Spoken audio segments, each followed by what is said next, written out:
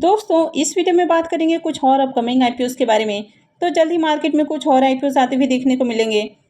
तो ये आईपीओ होने वाला है एडवांटा एंटरप्राइजेस का आईपीओ और दूसरा है आधार हाउसिंग फाइनेंस का आईपीओ। तो चलिए वीडियो को शुरू करते हैं। लेकिन इससे पहले कि मैं वीडियो को शुरू करूं, अगर आप इस चैनल पर पहली बार विजिट कर रहे हैं या फिर आपने चैनल अब तक सब्सक्राइब नहीं किया है तो चैनल को सब्सक्राइब कर लें और साथ में वीडियो को भी लाइक कर दें। तो पहले बात कर लेते हैं एडवांटा आईपीओ के बारे में।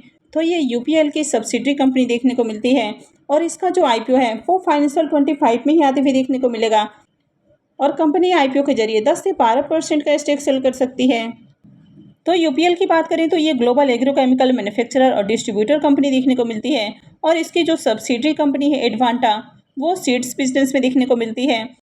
तो कंपनी अपने जो सीड्स बिजनेस है तो उसको आईपीओ के जरिए मार्केट में लिस्ट करने वाली है और उम्मीद है कि इसी फाइनेंशियल ईयर में यानी कि फाइनेंशियल 2025 में ही आपको ये जो आईपीओ है ये मार्केट में आते हुए देखने को मिलेगा। तो ये जो कंपनी है ये यूपीएल की सब्सिडरी कंपनी है।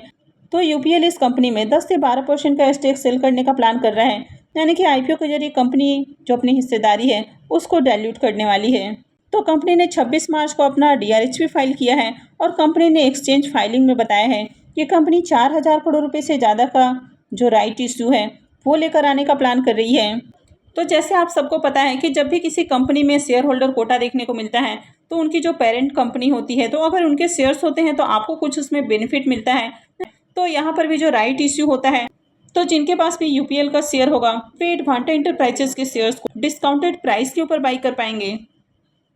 कंपनी जो राइट इश्यू लाने का प्लान कर रही है तो इससे रिलेटेड कई सारे फॉर्मेलिटीज़ अभी भी कंप्लीट नहीं हुए हैं, तो उनको पूरा करना अभी बाकी है। तो एडवांटा आईपीओ के थ्रू यूपीएल का जो टारगेट है वो $4 बिलियन का देखने को मिलता है। तो यहाँ पर इसके लिए कंपनी ने बोफा सिक्योरिटी, मॉर्गन स्टैनली और जेएम फाइनेंशियल को एज अ बैंकर अपॉइंट किया है। तो एडवांटा में जो यूपीएल का स्टेक है वो 86.7% देखने को मिलता है। इसके अलावा इसमें प्राइवेट इक्विटी फंड केकेआर की भी हिस्सेदारी देखने को मिलती है और इनका जो स्टेक है वो 13.3% देखने को मिल रहा है। तो इन्होंने $300 मिलियन में हाल ही में इसके स्टेक बाई किए हैं। तो केकेआर ने सितंबर 2023 में ही 13.3% का जो स्टेक है वो एक्वायर किया है। तो फाइनेंशियल 2023 में देखें तो कंपनी ने 3,558 करोड़ का रेवेन्यू दर्ज किया है और इसके ईबिटा को देखें तो ये 921 करोड़ देखने को मिल रहा है। और फाइनेंशियल 24 के 9th मंथ की बात करें यानी कि 3 क्वार्टर की बात करें तो अभी भी इसका जो रेवेन्यू है वो 3,558 करोड़ के ऊपर ही खड़ा देखने को मिल रहा है। तो कंपनी के रेवेन्यू के अंदर आपको शानदार ग्रोथ देखने को मिल रही है। तो कंपनी देखें तो बढ़िया रेवेन्यू जनरेट करते हुए देखने को मिल रही है। पीएल का जो डेट है वो इसके लिए की ट्रिगर देखने को मिल रहा है। तो दिसंबर 2023 तक देखें तो कंपनी के पास 3.77 बिलियन का डेट देखने को मिला है और कंपनी का टारगेट है कि मार्च 2024 तक इसका जो डेट है वो कम होकर 2.5 बिलियन हो जाए। तो यूपीएल के शेयर प्राइस को देखें तो अभी इसका जो करंट प्राइस है वो 494 रुपये के ऊपर ट्रेड करते हुए देखने को मिला है। अगर आप इसके चार्ट को देखें तो पिछले 5 दिनों में देखें तो यहाँ पर 6.25% की आपको तेजी देखने को मिली है। अगर आप इसके 1 ईयर्स के चार्ट को देखें तो अभी भी इसका जो शेयर्स है वो 1 साल में 32% आपको करीब डाउन देखने को मिल रहा है। वहीं पर अगर आप 5 ईयर्स के चार्ट को देखें तो 5 सालों में भी इसका जो चार्ट है वो ऑलमोस्ट आपको डाउन ही देखने को मिल रहा है, यानी कि 20% करीब डाउन देखने को मिल रहा है। कंपनी की ऑल टाइम चार्ट को देखें तो कंपनी ने अब तक 41,000% से भी ज़्यादा का रिटर्न बना कर दिया है। तो कंपनी के ऑल टाइम चार्ट को देखें तो कंपनी अपने हाई से काफ़ी नीचे ट्रेड करती हुई देखने को मिल रही है। अब कंपनी के ऊपर डेट आपको काफ़ी ज़्यादा देखने को मिल रहा है, तो कंपनी इसकी वजह से अच्छे से परफॉर्म नहीं कर पा रही है, क्योंकि अगर किसी भी कंपनी के ऊपर कर्ज होता है तो उनका जो प्रॉफिट है वो कर्ज के भुगतान और इंटरेस्ट के भुगतान में चला जाता है। तो कंपनी अपने बिजनेस के ग्रोथ में फोकस नहीं कर पाती है। तो इसके कारण कंपनी का फोकस है कि आगे जल्द से जल्द अपने कर्ज को कम किया जाए ताकि अपने बिजनेस पे फोकस कर सकें। तो इसी कारण इसकी जो सब्सिडरी है उसमें कंपनी अपनी हिस्सेदारी को सेल करने वाली है। अब आधार हाउसिंग फाइनेंस आईपीओ की बात करें तो काफ़ी दिनों पहले ही इसके आईपीओ आने की चर्चाएं आपको देखने को मिल रही थी और इसको सेबी की ओर से मंजूरी भी मिलती हुई देखने को मिली थी। अब जब भी कोई कंपनी अपना आईपीओ फाइल करती है तो उनको जब सेबी की ओर से मंजूरी मिलता है तो वो किसी एक फाइनेंशियल ईयर के लिए होता है, यानी कि इस कंपनी को भी पहले सेबी की ओर से मंजूरी मिल चुकी थी लेकिन इन्होंने अपना आईपीओ नहीं लाया, तो अब इनके जो डेट है वो एक्सपायर हो चुके हैं।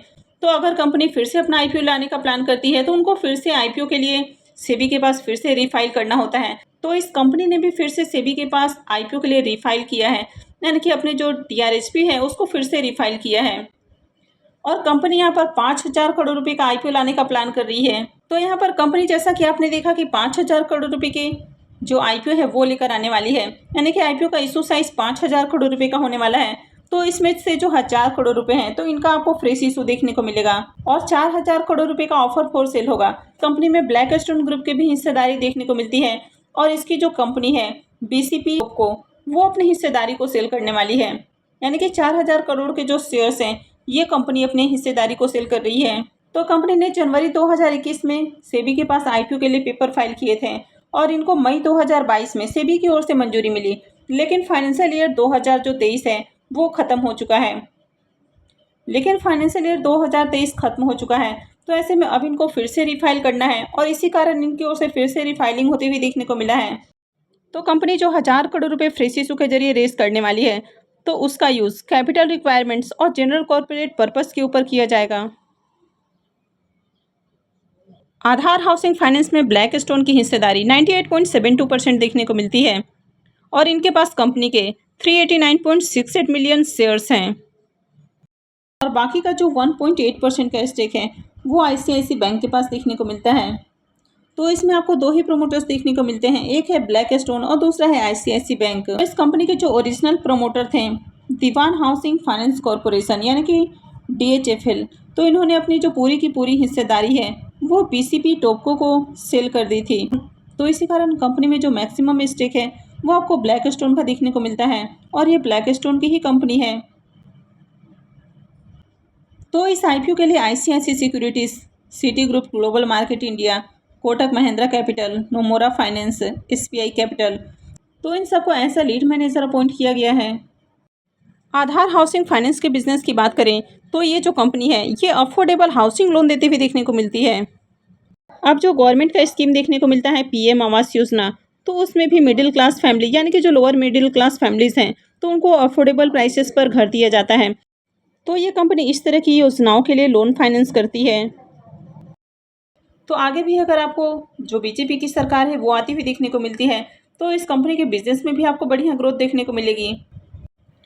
तो ये कंपनी न सिर्फ हाउसिंग लोन देती है, इसके अलावा जो मॉर्गेज रिलेटेड लोन है वो भी ऑफर करती है। रेसिडेंशियल प्रॉपर्टी परचेज करने के लिए लोन देती है, कंस्ट्रक्शन के लिए लोन देती है, होम में अगर किसी भी तरह का इम्प्रूवमेंट करवाना है यानी कि कंस्ट्रक्शन करना है तो उसके लिए भी लोन देती है, कमर्शियल प्रॉपर्टीज़ को भी बाई करने के लिए लोन देती है, यानी कि काफ़ी तरह के लोन देती हुई देखने को मिलती है। तो जैसे इस कंपनी को सेबी की ओर से मंजूरी मिलती है तो आपको आधार हाउसिंग फाइनेंस के भी आईपीओ आते हुए देखने को मिलेंगे।